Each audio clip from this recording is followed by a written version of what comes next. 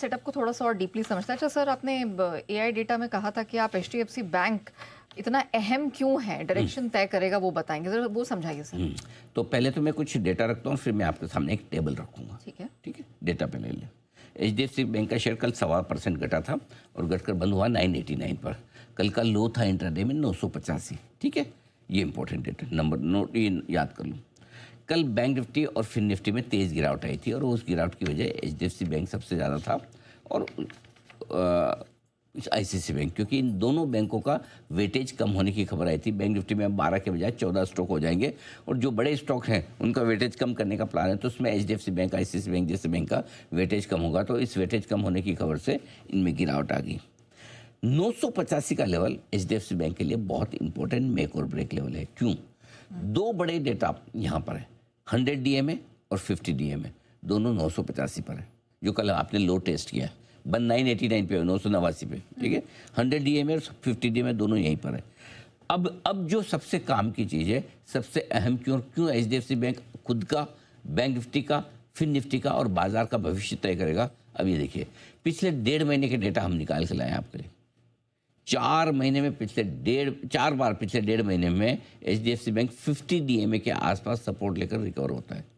पिछले 4 बार ऐसा हुआ है। 50 डीएमए मतलब 985। कल 985 का लेवल लिया आपने। ठीक है, और 50 डीएमए का लेवल छूने के बाद अगले 3-4 दिनों में रिकवरी आती है और रिकवरी भी निहायत तगड़ी आती है। कितनी? 2.5 से 4.25% की रिकवरी आई है। 4.5 5% 4% 5% की 4.75% की रिकवरी आई है पिछले 4 बार।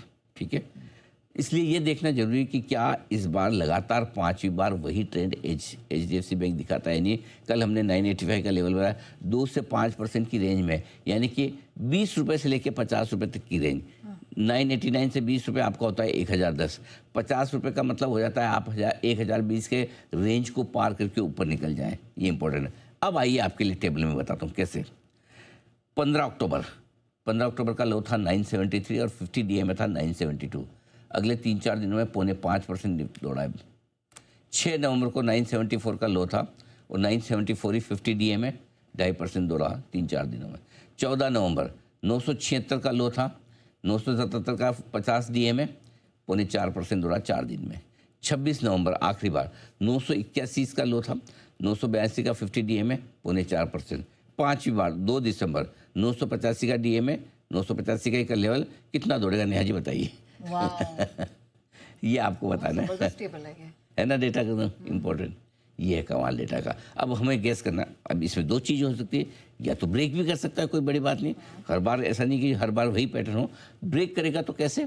970 के नीचे बंद होगा तो हम बोलेंगे भाई कि भाई ये रेंज को नीचे ब्रेक करने को 40 दिन हो गए नेहा एचडीएफसी बैंक को 970 और 1020 की रेंज में ट्रेड करते हुए।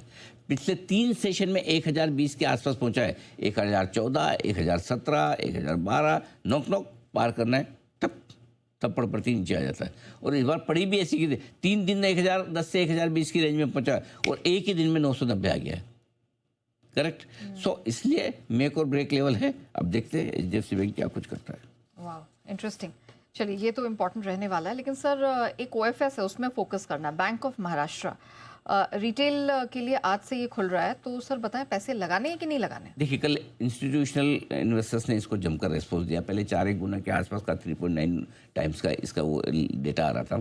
फिर शायद बैंक ने अपना ग्रीन शू ऑप्शन का मतलब ये होता है कि मेरी से इशू की साइज़ 100 करोड़ की है, मैं ये कहता हूँ कि अगर मुझे रेस्पॉन्स ज़्यादा आया तो मैं इशू की साइज़ बढ़ा भी सकता हूँ, वो ग्रीन शू ऑप्शन होता है। तो वो ग्रीन शू ऑप्शन था, उन्होंने कहा कि हम उसको इस्तेमाल करेंगे, तो उस हिसाब से 3 गुना से ज़्यादा, 3.25 साढ़े 3 गुना के आसपास ओवरऑल भरा है। बात ये कि अगर इंस्टीट्यूशन बैंक ऑफ महाराष्ट्र जैसे छोटे सरकारी बैंक में इतना इंटरेस्ट दिखा रही है तो नेचुरली आप समझ ही सकते हैं पीएसयू बैंकों का इंडेक्स रोज लाइफ हाई बना रहा है। इस साल के पहले दिन हमने यही कहा था कि ये साल ही पीएसयू बैंकों का है।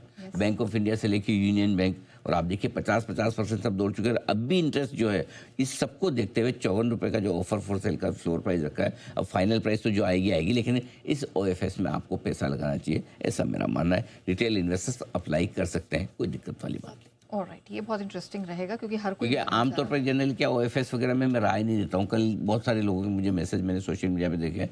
मैं जनरली सोशल मीडिया आजकल बहुत देख भी नहीं पाता हूँ, समय कम मिलता है, लेकिन कभी कभार ऐसे स्क्रॉल कर लिया कार में बैठे हुए तो मैंने देखा, मैंने कहा अच्छा चलो ठीक है, लोगों की इच्छा है। और मैं आप लोगों से भी रिक्वेस्ट करता हूँ, अगर कोई भी चीज़ आप चाहते हैं कि जिस पे मैं राय दूँ या जिस पे मैं एनालिसिस रिसर्च करूँ, प्लीज़ आप भेजिए। कई बार क्या होता है हम भूल जाते हैं या नज़रअंदाज हो जाता है, कभी बिजी होने की वजह से, कभी लगता है, हमको लगता है यार इसमें क्या बताने की ज़रूरत है। लेकिन अगर बैंक ऑफ महाराष्ट्र के शेयर में बहुत सारे रिटेल इन्वेस्टर्स का इंटरेस्ट है, 50 रुपये का बैंक है तो लोगों का इंटरेस्ट आ जाता है। तो अच्छा हुआ आपने बताया, तो मैंने इसकी तैयारी करके फिर आपके सामने ये रिसर्च कर दी। ऑलराइट, ठीक है सर। अब